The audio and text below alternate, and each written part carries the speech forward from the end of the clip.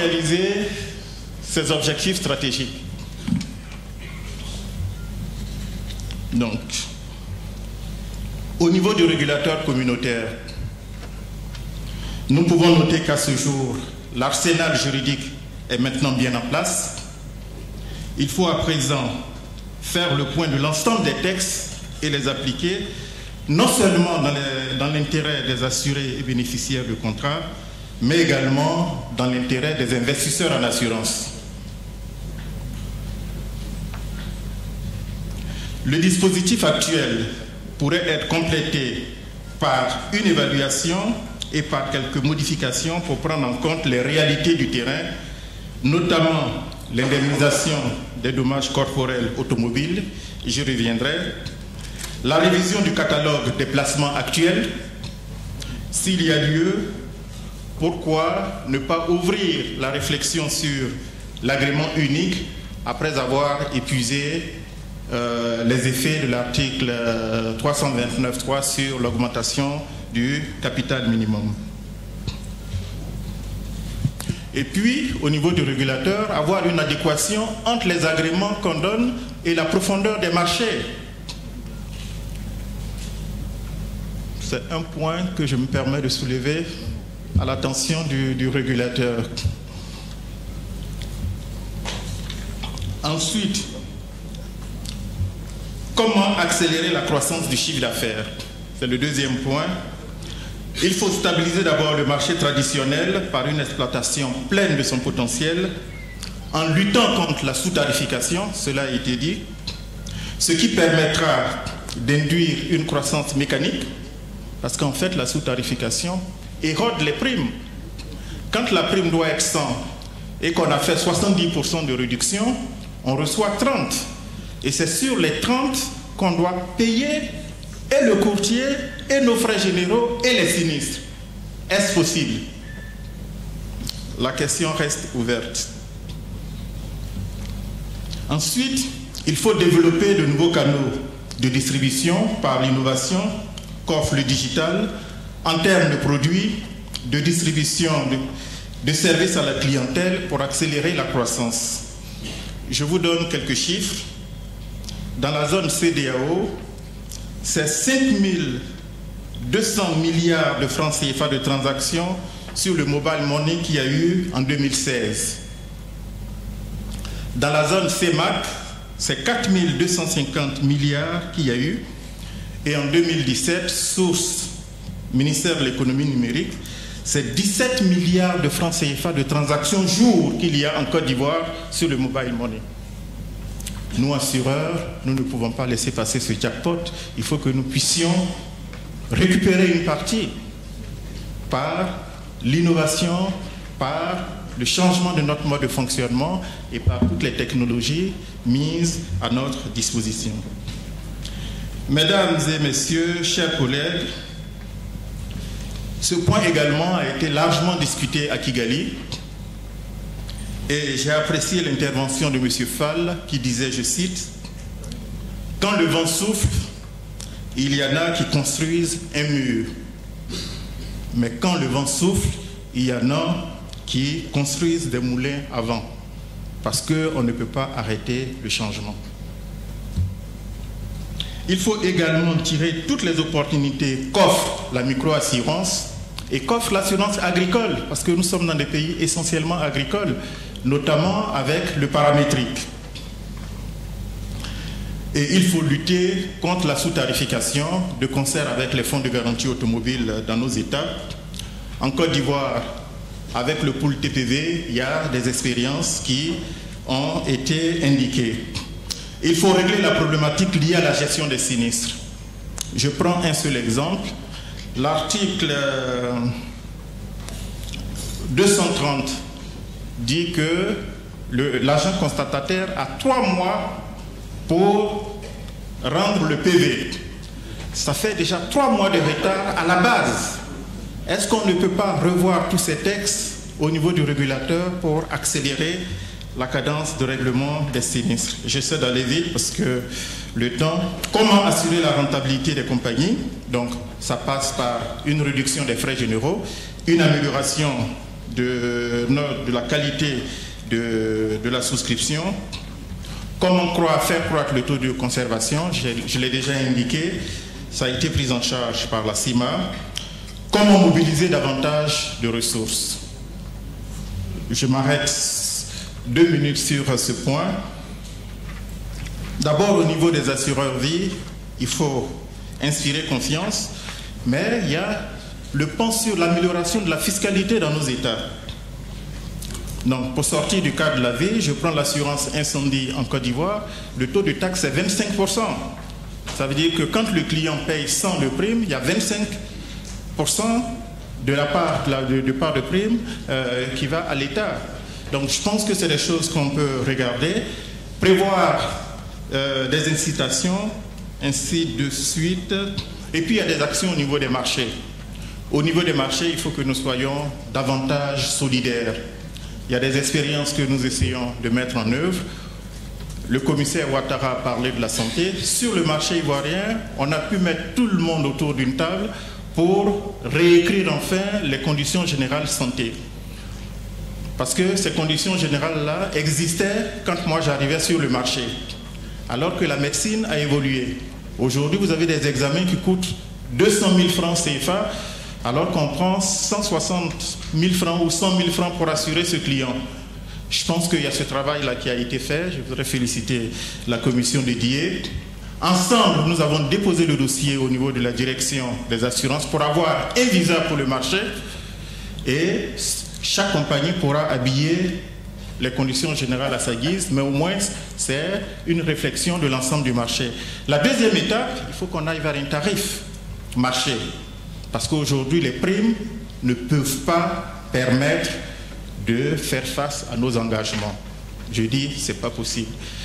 Quelquefois, il y a certains assureurs qui pensent qu'ils gagnent de l'argent en assurance auto, mais c'est parce qu'ils ne savent pas calculer leurs coûts.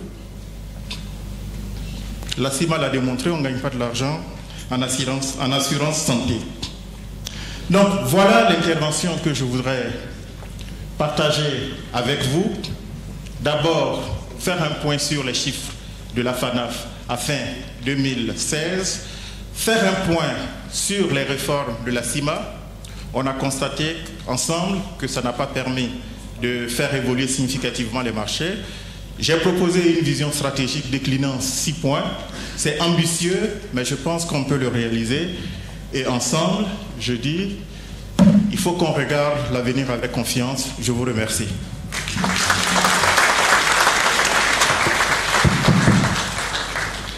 Merci beaucoup, Roger. Je vois que dans votre intervention structurée, il y a toute une partie qui rejoint l'intervention de la CIMA, ce qui fait que les diagnostics semblent être les mêmes. C'est peut-être dans la vision des solutions qu'on aura des divergences. Vous avez une vision très optimiste du marché, je dirais, d'une prise mesurée, parce que le marché a montré, depuis qu'il croissait à peu près entre 2 et 3 fois plus que le taux de l'économie réelle, quand nous sommes quasiment à des taux de 3,5 à 4% de taux de croissance, le marché a évolué de 9% de façon régulière. Aujourd'hui, que l'objectif de nos chefs d'État est d'aboutir à des taux de croissance supérieurs à 7%, je pense qu'on peut rêver et essayer d'avoir un objectif non pas de 15 mais de 20%. C'est réalisable parce que le potentiel économique existe, les investissements en infrastructure existent. Vous avez ensuite campé une vision stratégique qui permet d'atteindre un certain nombre d'objectifs. Dans ce cadre-là, je suis resté un peu orphelin au niveau des sinistres, parce que ce soit dans les interventions de la CIMA comme dans votre intervention, on s'est focalisé sur le sinistre corporel. Je vais donner simplement un chiffre tiré des stats de certaines sociétés.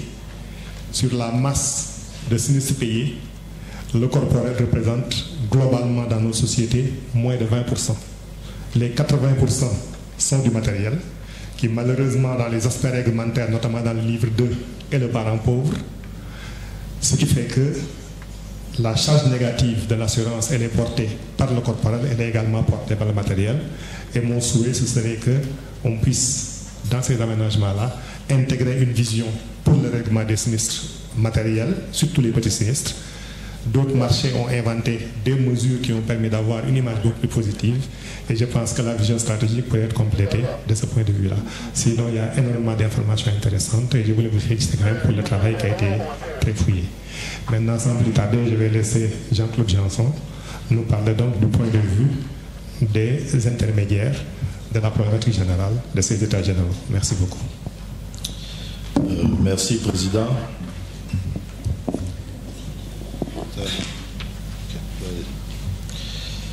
Je voudrais remercier la CIMA et la FANAF d'avoir bien voulu associer la Fédération interafricaine des assureurs conseils à ces états généraux. C'est donc au nom des intermédiaires en général et des particuliers et des courtiers en particulier que j'interviens. Et donc, en quelque sorte, nous représentons les assurés. Alors, il nous a été demandé, dans le cadre de ces états généraux, de procéder à une revue critique du secteur de l'assurance dans la zone CIMA, en recensant les obstacles qui entravent son développement. Nous avons répertorié 4 catégories d'entraves. En premier lieu, les entraves liées au manque de confiance de la population. En second lieu, les entraves liées aux intermédiaires, donc nous avons fait notre autocritique. Les entraves liées à nos États, et puis également les entraves liées à la non-application du Code des assurances, du moins certaines de ces dispositions.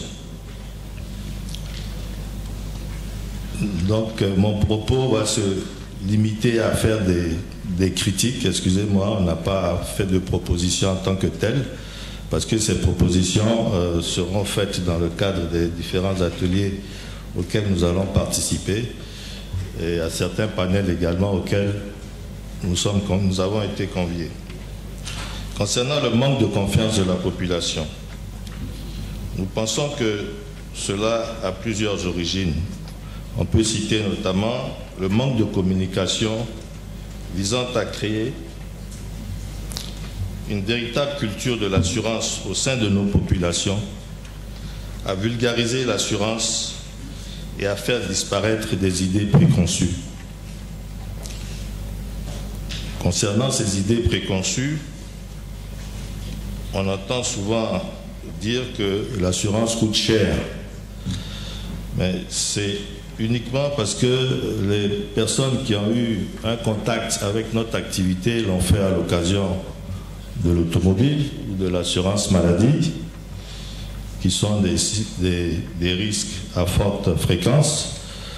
Et donc ça crée un préjugé parce que quand vous leur proposez une garantie individuelle accident ou incendie habitation, ils se rendent compte qu'il n'y a pas de commune mesure au niveau des montants de primes.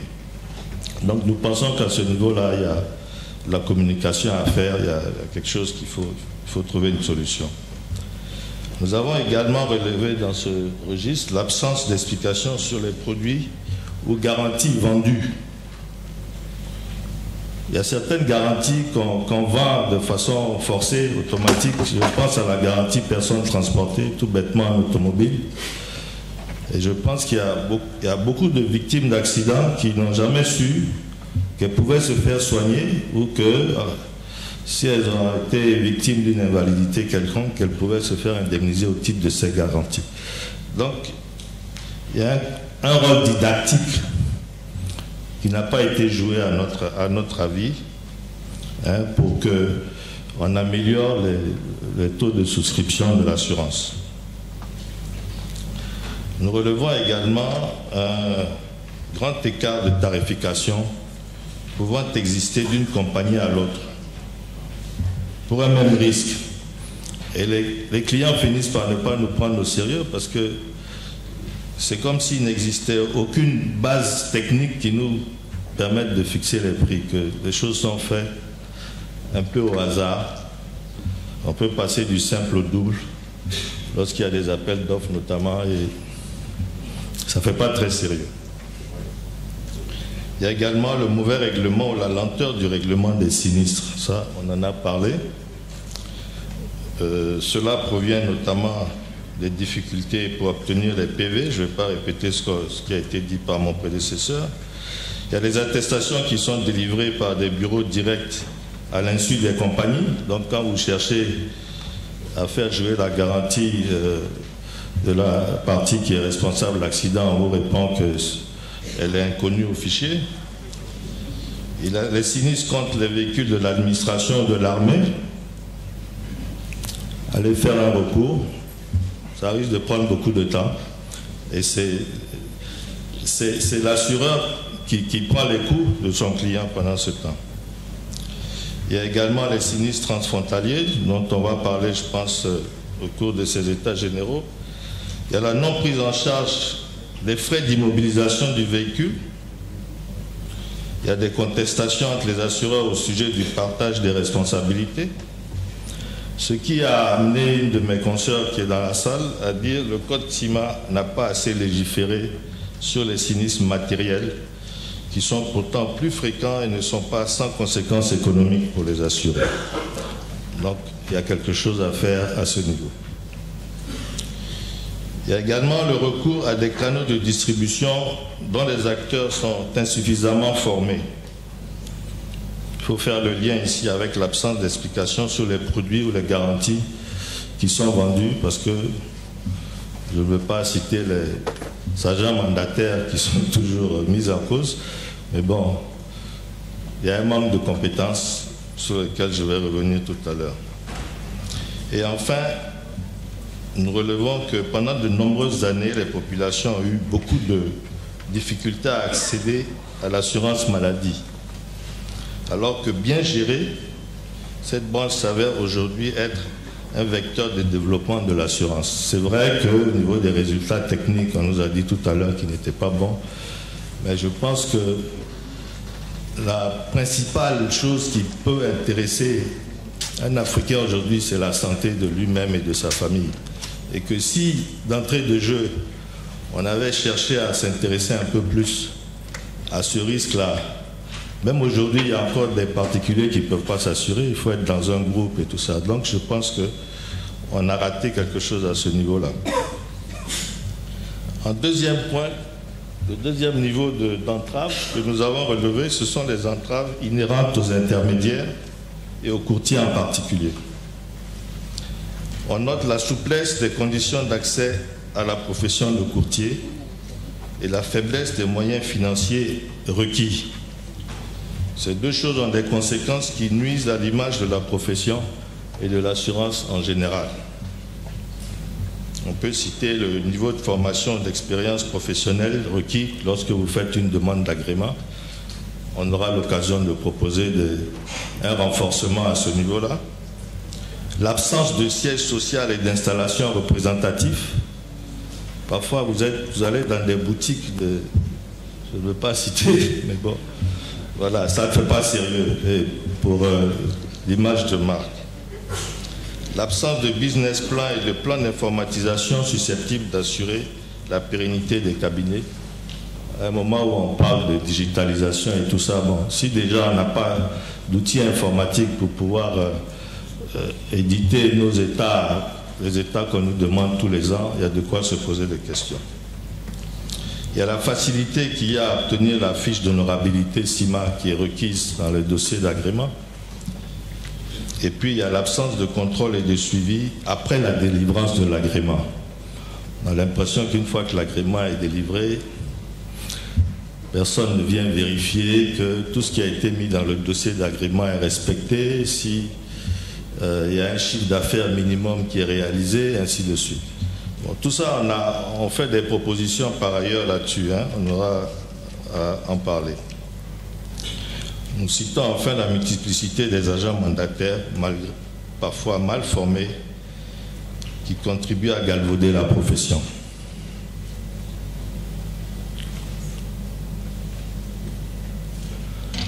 En troisième lieu, nous avons parlé de la place accordée par chacun de nos États au secteur de l'assurance. Là, on s'engage un peu. Bon. On a voulu souligner ici une réalité dont souffre à notre avis le secteur de l'assurance dans nos pays. On a l'impression d'assister à un recul car la place faite par nos États à l'assurance n'est plus aussi valorisante qu'à une certaine époque. On note en effet une insuffisance des moyens humains et matériels mis en œuvre, une insuffisance de communication sur la part importante prise par les assureurs dans tous les emprunts obligataires lancés par nos États et en général dans les économies de nos pays. Nous pensons que compte tenu du travail de contrôle important dévolu à nos DNA, ce n'est pas parce qu'ils sont là que je veux faire leur atalakou, et à la contribution du secteur de l'assurance à nos économies, chaque État devrait donner l'exemple en mettant à la disposition de sa DNA des ressources humaines et matérielles pouvant lui permettre de jouer efficacement le rôle de contrôle et de représentation qui lui est dévolu. Or, à ce niveau-là, on a le sentiment d'un certain désengagement des États depuis l'avènement de la CIMA. C'est vraiment une impression que nous avons. Alors que ce que le public voit ici, c'est la DNA. La CIMA a fait son bol, son travail, elle le fait bien, elle n'est pas localisée ici. Je pense que les DNA dans chaque pays doivent donner une certaine impression. Voilà. Concernant la Côte d'Ivoire, je me souviens de la tour Siam et puis de la façon dont vous êtes installé maintenant. Bon, je me pose des questions.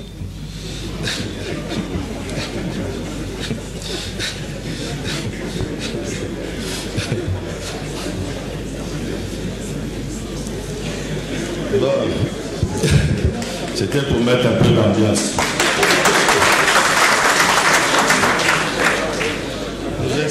Nous estimons aussi que le taux de la taxe d'assurance est trop élevé pour certains risques et dans certains pays. Ça a participé à un faible développement de l'assurance du fait de conséquences sur le montant des primes. Johnson Bois en a parlé tout à l'heure, en incendie, on a 25%. Je pense que c'est excessif. En maladie, il y a un effort qui a été fait en Côte d'Ivoire il y a quelques années. On paye 3% sur les polices groupes et 7% sur les polices individuelles. Au Mali, c'est 20% sur la maladie. Quel que soit, il s'agisse d'une police groupe, qu'il s'agisse d'une police groupe ou d'une police individuelle, c'est 20%. Le Cameroun et le Bénin ont fait mieux, c'est 0%. Bon, donc, je pense qu'il y a un besoin d'harmonisation à ce niveau-là. Il faut que on parle des taux de commission des courtiers, mais il faut voir également les taux de taxes perçus par l'État.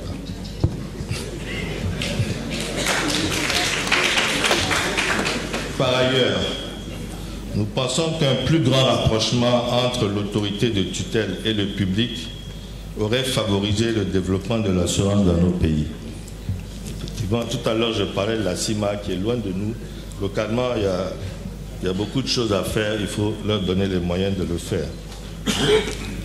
Nous pensons enfin qu'un contrôle plus grand de l'effectivité du respect des assurances obligatoires. Je ne vais pas en dire plus parce qu'il y a des gendarmes dans la salle et des policiers, mais on se comprend. L'application de sanctions en cas de délocalisation des risques aurait également permis d'améliorer le taux de pénétration qu'on déplore aujourd'hui. En quatrième lieu, on a parlé des entraves liées à la non-application du code. À ce niveau, on relève simplement que on n'applique pas toute la rigueur des dispositions des articles 501 et 530, alinéa 2 du Code CIMA, qui interdisent la souscription par l'intermédiaire de courtiers non agréés. Et là-dessus, je crois qu'à Marrakech, la FIAC avait souhaité qu'il y ait l'équivalent de l'article 308 en matière de courtage. Et le commissaire qui représentait la CIMA m'avait promis que quelque chose allait être fait dans ce sens. Donc, je terminerai mon propos. Je suis désolé de ne pas apporter de solutions, parce que les solutions, nous, on a compris que il fallait les travailler ailleurs, mais toutes les critiques qui ont été faites ont leur solution. Et la FIAC a fait une autocritique très profonde du métier de courtier, parce que nous avons pleinement conscience des améliorations que nous devons apporter également à notre niveau, mais avec l'appui de textes qui pourront être mis en place. Je vous remercie.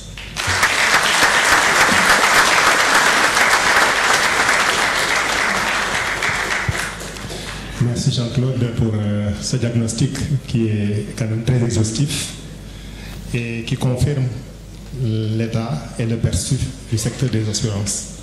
Nous avons retenu donc les 4 points, chacun des points étant extrêmement détaillé, et je sais que Roger est passé rapidement sur la sous-tarification qui semble être quand même une plaie.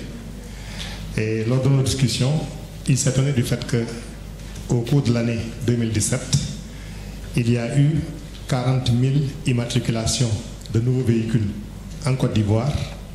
À la fin de 2017, le chiffre d'affaires automobile avait baissé.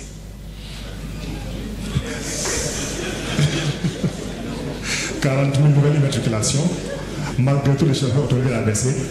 Il faudrait chercher l'erreur. »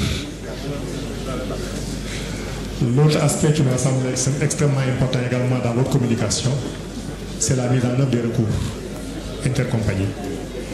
Les recours, tant qu'on est entre 2 sociétés d'assurance agréées, s'il y a un sinistre, on a des chances d'avoir un recours. Mais quand on s'adresse à la puissance publique, qui dans nos pays a un parc automobile qui représente quand même entre 20 et 25% des véhicules en circulation, on a des difficultés quand ce parc n'est pas assuré. Et je dois dire que la non-assurance de cette exception est une survivance d'une vieille règle de gestion qui date de 1889 en France, qui a été consacrée lorsque les assurances sont obligatoires en 1974. En France, l'État reste toujours son assureur, mais l'État est partie prenante à la convention d'indemnisation directe entre la Fédération française de l'assurance qui a été signée entre les membres. L'État est parti à cette convention et elle indemnise au même titre que les compagnies d'assurance. Dans nos pays, c'est un secteur qui est défaillant. Et j'ajouterai également qu'au Maroc, les véhicules de l'État, y compris les véhicules de l'armée, sont assurés en automobile contre les risques liés à la circulation, ce qui permet une mise en œuvre diligente des sinistres et un exercice beaucoup plus rapide des recours. C'est un maillon manquant indispensable sur lequel vous avez également mis le doigt. J'ai noté également la problématique des sinistres transfrontaliers et le problème de l'immobilisation des véhicules.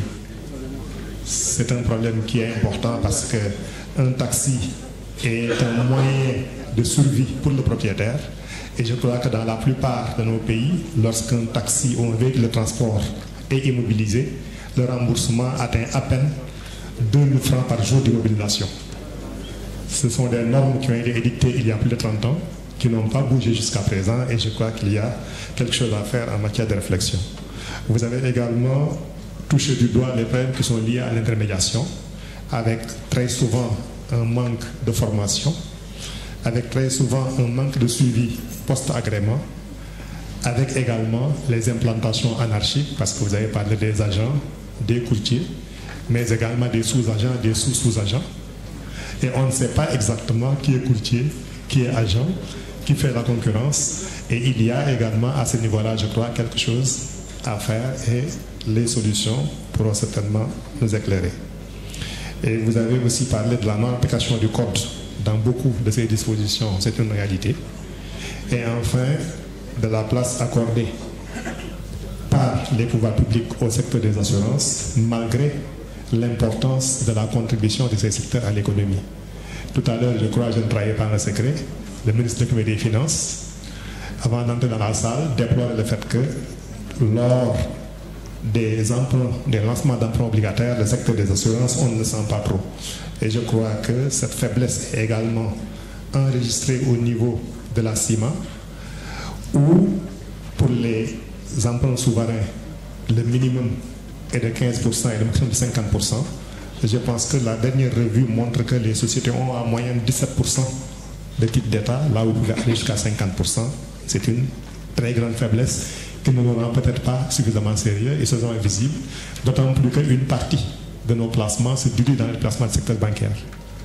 Donc il y a énormément de pistes de réflexion qui ont été ouvertes par votre communication et je pense que la suite des débats et la suite des états généraux permettra d'aborder réellement des solutions. C'est ce que je pouvais dire donc pour modérer plus ou moins les trois intervenants. Par rapport au programme, nous avons à peu près 15 minutes de débat. Je crois que des micros sont disponibles dans la salle. Est-ce qu'il y a des hôtesses avec des micros? La parole est à qui veulent entendre. Nous allons ouvrir des débats pendant 15 minutes de questions-réponses. Merci beaucoup.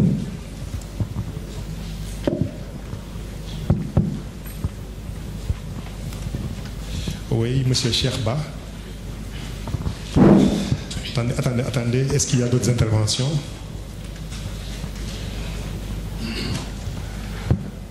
Monsieur Kouakou Simplice. Et je ne vois pas très bien. Monsieur Kandji. Kandji Mandam. Je ne vous voyais pas bien. Donc nous aurons 4 réponses, d'accord, 5 questions. Je crois qu'on va s'arrêter à ces 5 questions. Monsieur Cherba. Oui, merci Président. Merci la CIMA d'avoir encore éclairé une fois plus notre lanterne par rapport à ce qui se passe sur nos marchés. Je vais encore verser dans la provocation par rapport à l'intervention de notre grand frère M. Bois, quand il parle quand même des taux d'acquisition assez élevés sur le marché. Mais je pense que ces chiffres l'ont un peu contredit même. Parce que quand on dit qu'il y a 70% de taux de cession en réassurance, et quand on sait que les commissions de réassurance versées par ces réassureurs varient entre 30 et 40% parfois, et dans ce taux de commissionnement de la réassurance, les 25% du courtier sont dedans. Nous n'avons pas de complexe aujourd'hui à revendiquer 25% quand le travail est fait par le courtier. Nous apportons conseil, assistance à nos clients et valeur ajoutée. Quand on parle aujourd'hui de 37% de SUP en incendie, mais la prime pure qui est destinée à régler les sinistres, c'est entre 65 et 70%. Vous l'avez, monsieur. Et aujourd'hui, je suis un peu inquiet parce que si on analyse ce taux de SUP, on risque d'aller vers des réformes risquant plutôt, si vous permettez la répétition, de baisser les tarifs automobiles. Alors que la réalité est ailleurs. Les sinistres sont mal réglés. Aujourd'hui, prenons l'indemnisation du préjudice corporel. Dans certains pays, on prend le SMIC. Au Sénégal, c'est 40 000 francs. On peut voir quelqu'un qui n'a pas un revenu, comment dirais-je, déterminé, on le règle sur la base du SMIC. La lenteur dans la gestion. Les taux comment dirais-je? Je vais aller directement à votre question. Oui.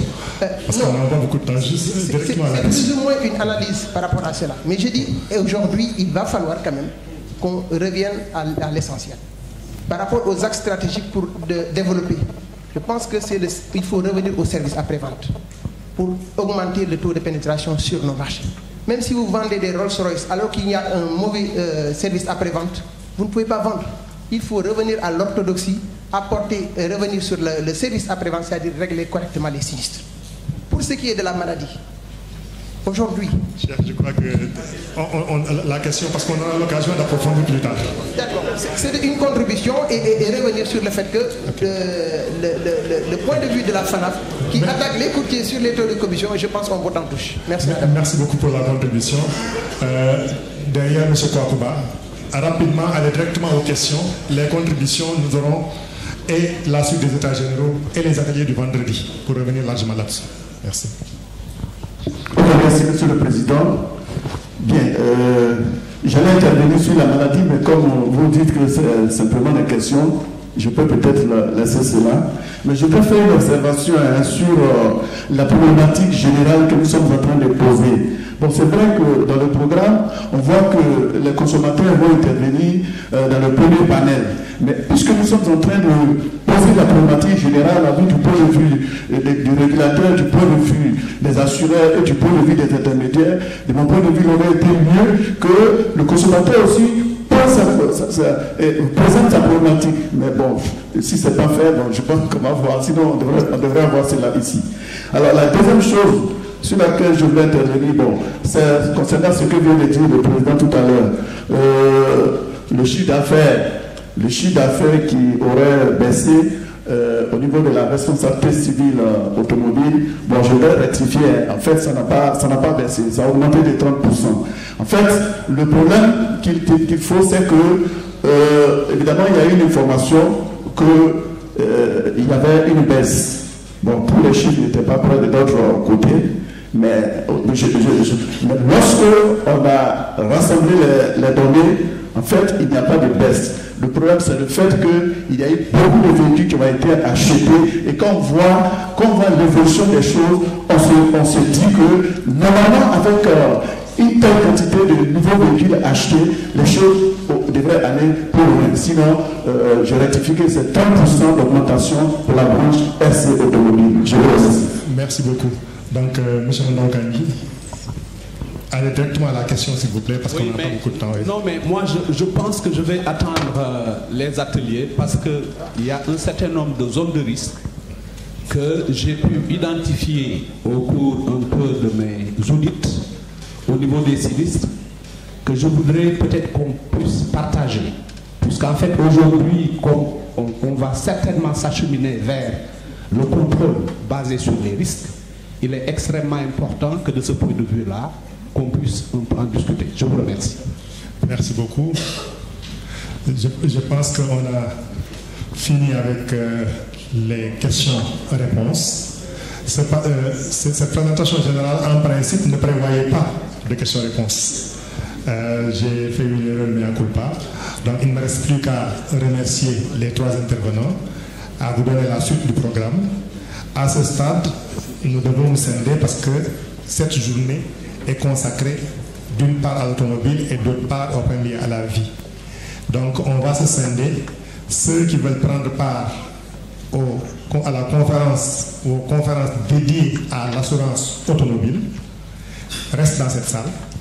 Ceux qui doivent débattre de la vie ainsi que les conférenciers sont invités à la salle qui est au premier étage, au deuxième étage. Au premier étage. Non, il y a une grande salle qui est donc là. Et je pense que donc ceux qui doivent intervenir sur la vie et ceux qui assistent à la vie sont invités à y aller. D'accord. Donc Daniel va nous faire la communication vous-même. Viens. Voilà.